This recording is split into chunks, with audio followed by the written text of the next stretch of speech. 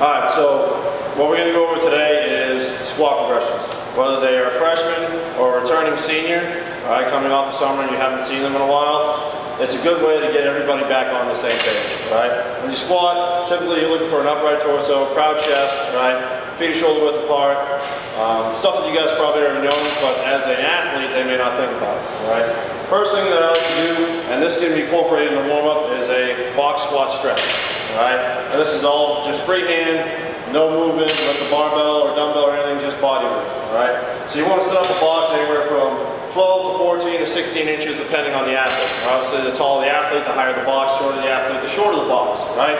And you want to get to a point where the hip crease is just below parallel, because that is the standard in which I hold my athletes to, right? When they squat to depth with barbell on their front or their back, right? I want to make sure the hip crease is below the top of the kneecap, right? So you set the box up for that, and generally you pick a box that's, like I said, relatively from 12 to 16 inches. If you need to stack bumper plates per athlete to get it to that right position, that's fine, right? You don't need to sit around and walk around and adjust the boxes all the time, because that's a waste of time, all right? So we'll tell the athlete, get up into the box, all right? Set the feet, shoulder width apart, slightly wider than shoulder width for some athletes, okay? Toes about 30 degrees outward, all right? And you want their shins, the back of their calves, close to the box, if not touching the box where it is, right? I like to put the box at an angle so the athletes can feel like they're reaching back into the box, and it gets them in a more comfortable position, right? So set up, and then you tell them to brace the core as if it's like someone's going to come over and punch them in the stomach, right? You see someone about to punch your stomach, you brace up real quick, right? You don't want to lose that air. So they get a big air through their mouth, and then they initiate the movement by pushing their hips back, right? And there's a difference between pushing the hips back too much and then having the knees bend, all right? And then barely pushing the hips back at all and just having your knees bend first, right? You want the pressure between the center to the back part of the foot, all right? And spreading your groin and knees as you go down, all right? So the athlete's gonna be an upright torso, proud chest, straight ahead, reach the hips back, all right? Spread through the groin, sit, sit, sit, sit, sit. And once they get to the bottom position, you tell them to push their knees out, all right? And just hold it. Hold, hold, hold. And it's about a 30-second stretch at the bottom. Now you're gonna come over and you might tug the box a little bit to see that they're not fully relaxing and that lower spine isn't relaxing on the box. Some people call it a butt wank, all right? But at the end, if it's hard for them to brace at the bottom and maintain that upright position, then they're never gonna be able to do it with weight on their back, okay? So as we get down to the bottom here, yeah, good setup, shoulder width, air in, reach, reach, reach, reach, reach, hold, and then they sit, upright torso, squeezing the back, eyes straight ahead, and then as they ascend, driving through the heels, keeping that chest up and out, right? And that's anywhere from 2 to 3 sets, depending on what you want to do, for about 30 seconds, right? Coming over here, next progression.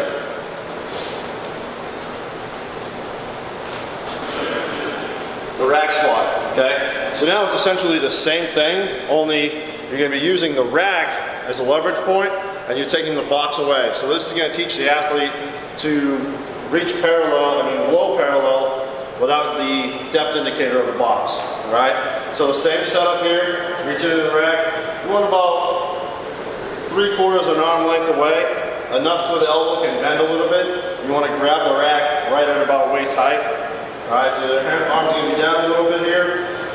Same setup, shoulder width, slightly wider, brace through the abs, reach hips back as they descend, all right, using the rack to hold on. Once again, right below parallel, holding it, then ascending upward, all right, keeping that body in a nice upright position the entire time.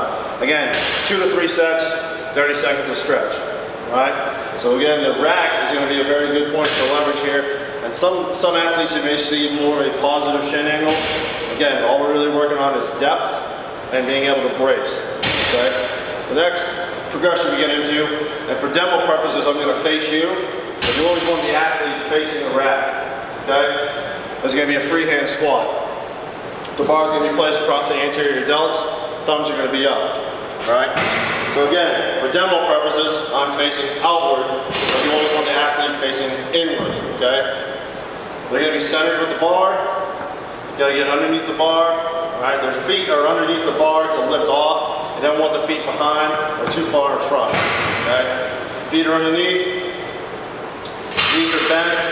Athletes typically like to think that they can barely get it into the rack. It's always better to have an athlete lift off a little bit too much than have to get on their toes and unrack it. All right, that puts them in bad bracing position, and it's just proper mechanics to get them underneath the bar properly. You know, it just makes more sense that way, right? And it's safer. So they get under the bar, feet are underneath, about shoulder width right now. Arms are free, right? They'll pick it up, balance it in the center. They'll unrack it. They'll get their feet positioned, about shoulder width, slightly wider. Right, their arms are straight. And then the same thing, bracing the abs, or someone's going to come and punch them in the stomach. Push the hips back slightly to start. Descend all the way to that hip crease and below parallel, and then come back up. Push back, descend, then back up. All right, and then they'll rack it in. All right. So in real time, they'll obviously be facing in towards the rack when they do this. Step, step, and get set. All right. So when you do anything with the barbell front loaded, the reaching of the hips is very minute, okay? Because if you reach back, if I reach back too much, you'll see that the bar will fall forward. I'll show you that real quick. Because some athletes like to really exaggerate certain movements. So if you're sitting here and you tell, okay, reach back. Now, that's putting them in a very, very hard position to keep that bar upright and on your shelf, right? So when you front squat or you freehand squat, you push the hips back, but it's not like you're reaching each time as you go down. It's more of a very upright torso position. Again, that's why they brace through the movement. Every movement they do, once you hit the sticking point, which is about halfway up, exhale, okay? So moving on, now you're going to get to a front squat, right? And again, I like to go through the front squat before back squat because it teaches the body upright position, proud chest, good torso alignment, neutral spine, and bracing. It's a lot harder to brace on a front squat than it is a back squat, okay? I even have trouble myself sometimes. You know, when I go heavy in squats, just because I transition over to front squats, it's a mother to hold up there, okay? So when you front squat, it's the same idea as the freehand squat. The only difference is now you're going to have 1, 2, 3, or 4 fingers as a shelf, right? And if you have athletes who have terrible tricep and wrist flexibility, you're going to have to get like a towel or a strap or things like that. But at the end of it all, most athletes will be able to get at least 1 to 2 fingers on the bar, okay? I always try to get under with 4, and then I somehow slip into 3 fingers, right, which is fine. Again, for demo purposes, I'm going to be facing you. So it's the same exact thing as a freehand squat. Same exact setup, feet underneath. All right, my elbows are going to be close to parallel to the ground, resting on the shelf. Unrack the bar, set my feet, set my air, chin down, straight ahead. Down, right below parallel, and then ascend up, exhaling halfway up, okay? Again, what's the difference between this and a freehand squat? The fingers, okay? If I were to move my hands away, same exact thing, right? The fingers are just more so balancing tools, which will help you increase the load, okay? And it'll help you understand the front catch, the rack catch of a cleans, right? So whenever we do any pulls, kids have a hard turnover time getting the elbows through, right? Learning the front squat is going to help that catch position in the cleans. Hang clean, power clean, doesn't matter, right? So that's a good carryover. A lot of times you'll see either myself or other coaches, they'll program cleans on front squat days. That's just because there's such a good carryover from catching that clean right into the front squat right afterwards. They're already warmed up, they're already there, you understand the ability to have your elbows get through, okay? The next one we'll get to, and the last one is the back squat, okay? Same idea as the front squat, only the bar's on the back, and your hips are going to reach back a little bit further now because the barbell is at a different leverage, right? So when you get under the bar, okay, it's going to rest on either the top or the mid part of your traps, right? Every athlete's different. but if you're looking for the same exact thing, you're looking for bracing the abs, chest up and out, feet are about shoulder width, a little bit wider, okay, bracing in the abs, and the hip crease is below the top of the knee. All right, the bar pad should be about the center, over the center of the foot the entire way, up and down. Might be some wiggle room depending on the athlete's weak points. Okay, so we get into the bar.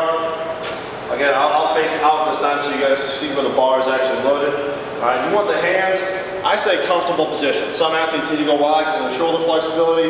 Some athletes, like female athletes, typically get closer just because they get a good shelf. But either way, you need to get a good shelf and a tight back. I can get wide here, but not have a tight shelf on my back.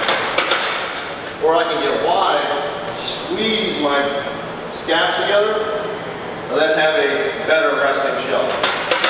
Alright? I always try to get my athletes to get their elbows flush with their body, okay, as opposed to rounding like this, because then that puts a lot of bent momentum into their giddy up, you know what I'm saying? Like, when they struggle, their elbows are flared, and it's just a terrible, terrible position for their chest and their back to be in, okay? So we just want to try and tuck the elbows under, get the elbows flush to the body, chest up and out, okay?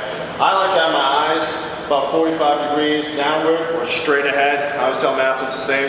Nothing good is up there, okay? That's old school, and that's gone with the wind now, okay? Straight ahead or slightly downward, all right? Because a neutral spine will keep your body feeling fine, all right? So when they get their grip, anywhere from a close to a comfortable grip, I like to have my athletes squeeze the bar, squeeze, squeeze, squeeze. There's no reason why an athlete should go with a false grip unless they're really, really packing on some serious weight and they're a good lifter, all right? Otherwise, I just tell them to squeeze the bar as hard as they can, create a good shelf for them. Again, my feet are under my hips when I lift off, all right? Step to step, get my base, feet are outside my hips, feet are about 30 degrees outward, chin straight ahead, all right? I'm locked out, glutes are flexed, bracing the abs, reach my hips back, descend all the way down, reaching that below parallel position, and then dropping through my heels, standing upright, and then back into okay? So those are the progressions that I go for the squat. The stretch, the rack squat, free hand, front, and then the back, okay? The first two can really be done in a warm-up, all right, if you think about it. Real easy stuff that you can do. And then the rest can be also done sort of in a warm-up fashion, depending on what type of day you're doing. Front squat, back squat day, don't really matter, okay? Those are fundamentals that all athletes should understand when they're squatting, okay? Chest is up and out. Tight stomach, okay? So if someone's gonna punch you in the stomach, it teaches you how to brace, okay? Feet are about shoulder width, if not a little bit wider. Toes are pointed outward slightly, right? And the hip crease is just below the top of your knee. Full range of motion squats, all right? And then as they drive, push through the heels, center of the foot, gets it about that midline, exhale on the way up, okay? Catch your breath, go back again, all right? Using the Valsalva maneuver. Good? Awesome.